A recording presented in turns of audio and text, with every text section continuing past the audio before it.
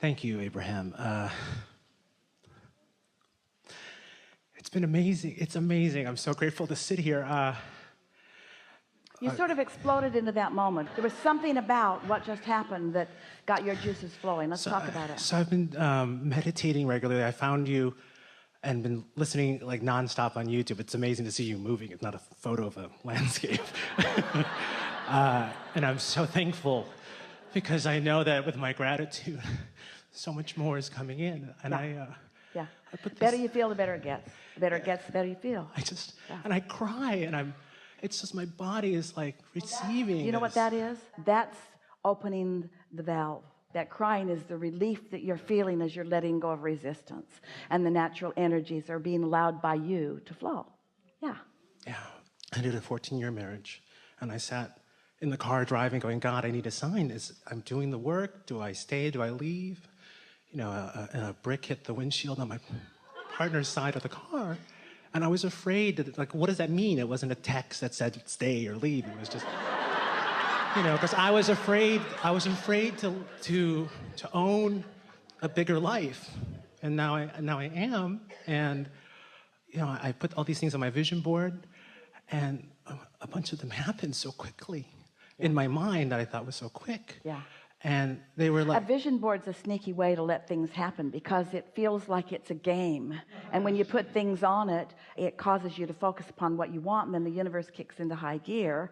And because you thought it was a game, you let them in. And then when you find the vision board buried behind the coats in the closet and you say, holy cow, everything on this vision board has happened. I was picking up pieces that fell off. I'm like, oh my God, that happened. Oh my God. And I got this. And there's this thing. So I want to stay in gratitude, this thing. And so from what you've heard, you came with some things going on, and then you listened intently as we've been talking here.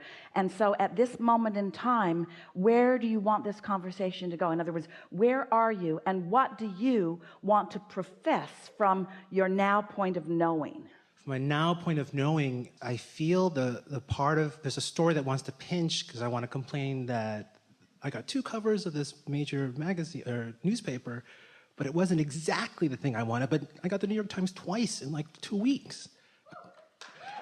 And it's for transformational work I'm doing, and I'm also a comedian, and I wanted it to be like Tonight Show, you know? But it's elevating me. And so are you saying to us that you're asking for more gas than you currently believe, and that you believe it based upon what's been happening rather than upon what you're asking for? That's what you're saying. So here's our question for you. Does it seem to you like your story's more about what you're asking for, or your story's more about what you expect to happen? It's a big question we're asking all of you. The reason we ask is because when you explain some of the things that did happen, and then you sort of sheepishly say, but it wasn't quite enough, I wanted more than that. I'm ashamed to want more. And so say that now. That's what we want to hear from you. Well, we didn't mean to upset you. But I see the part of me that's shaming myself. That's like what I grew up with. Like, you should be thankful you have feet. You should be thankful you have water. My parents came from poverty in the Philippines. So I'm like, I should be thankful I have a view. I have 21 tennis courts. I've got all this abundance. And I live a comfortable life. I'm doing things that I love to do. And I want more, but I feel like I should just be happy and shut up. So let's talk about this. We're going to ask you to answer the question as best you can from the viewpoint of your inner being. And we're going to speak as an outside voice, and you're going to speak as someone in your physical form, but speaking from the perspective of your inner being. So connected to that coming through my... So you sort of have the sense of what this conversation is about. Did you come into this physical body to maintain the status quo or to create beyond what is?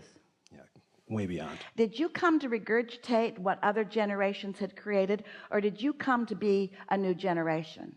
Yeah, new generation. Did you come to rendezvous with the thoughts of your ancestors, or to rendezvous with the thoughts of your current co-creative partners? Yeah, co-creative partners.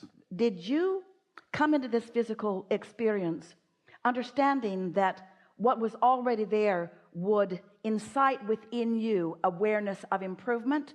Or did you expect your involvement in what is to make you want to hold back from improvement? Did you expect this life experience to cause you to have thoughts of expansion or to have thoughts of holding back? Expansion. Now, you're speaking this from your physical perspective, but it certainly is what your inner being knows. When you came into this physical body, did you feel invincible or timid? In the body, I felt timid, but there's a part of... We're not talking to your body. We're asking you to look at it as best you can. We want you to extrapolate from what you know about your inner being to find these answers. Yeah, infinite. Did you expect when you came into this physical body to feel invincible or to feel timid? Invincible. When you came into this physical body, did you know your worthiness or did you come to prove it? Came to prove it, right. Right, there's this conversation. What does your inner being say to you about it? Right. And what does, when you say I came to prove it, what does that feel like in your belly? I came to prove it? No, I came to live it. I came to be it. I came because I am it. And I came to live some diminishment in order to know that diminishment is not my path. I came as a leader of my people and lots of people's. I came to thrive, to teach through the clarity of my own example. I didn't come to cower and suffer and join the ranks of those who don't know. I came to thrive and prosper and be among the ranks of those who do know. I came to test the boundaries of the universe. I came to ask non-physical energy to flow in the direction of what I choose. That's how worthy I know myself to be. Yeah. So it's no wonder that when you come across a thought that I should not light up a fire feature, I shouldn't do it, that's asking a lot. It's 20 feet long and the flames are this high. It's like Disneyland. Not really. It's just so beautiful and it wastes gas. Nobody's cooking over it.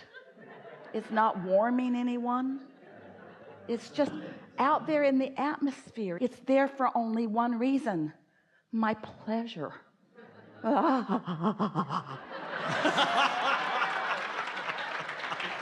Do I dare ask the universe to provide for me for my pleasure?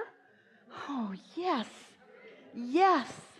You are here for satisfaction. That's why all the contrast exists. That's why the new ideas are born. That's why the energy flows. That's how the universe expands. If it were not for your ability to compare and decide and desire, there would be nothing new that is moving and all would cease to be. You must continue to expand. It is your birthright. It is your responsibility. It is what you were born for. And that's why those other thoughts feel so screwy, because they are. Right. Right. Oh God. And that's spectacular. All right, so here's the rub. Yeah, here's this thing coming. Don't try to explain it to your parents. Or anyone that's not on board. They all got it. Yeah.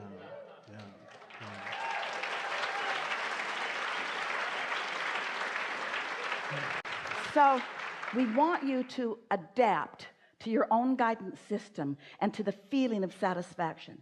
We want you to begin to identify and isolate what the feeling of satisfaction feels like, so that you can tell when you're on the right track and when you're not.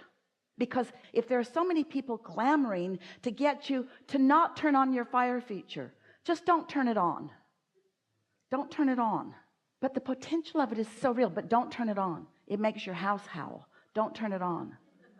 Don't let yourself want that. That's too much to want. Right. Stop wanting so much. Stop wanting it. Good luck with that. You think, if Esther had said, okay, I'll just never turn that on, it's okay.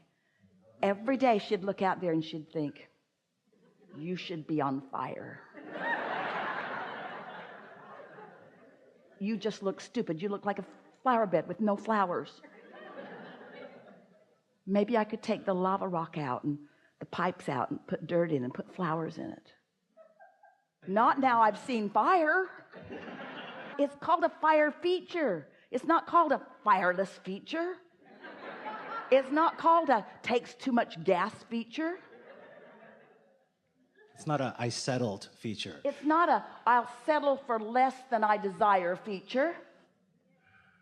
It's that I will live up to the potential of that which I am. And if this time-space reality has the wherewithal to give me a desire, it has the wherewithal to provide the resources for me to live it fully, and I deserve it.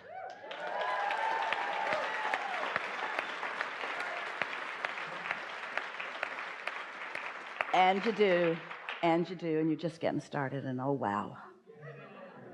Enough? So this is a thing I think is in my shadow. How, in my new chapter, do I pursue relationships, whether they're casual? Do I create casual? Am I allowed to have casual relationships? Because now I feel like I'm clear. Everything that we just said to you, relationships is the only thing that's outside of that. You're allowed everything you want except with relationships. And with relationships, you must settle for things you don't want. Every relationship you have should suck from now on. And if there's anything that you think you really want, get over it, because you're not going to have it. Now, see how ridiculous that sounds? Yes. Oh my God. Thank you so much. Awesome. Thank you.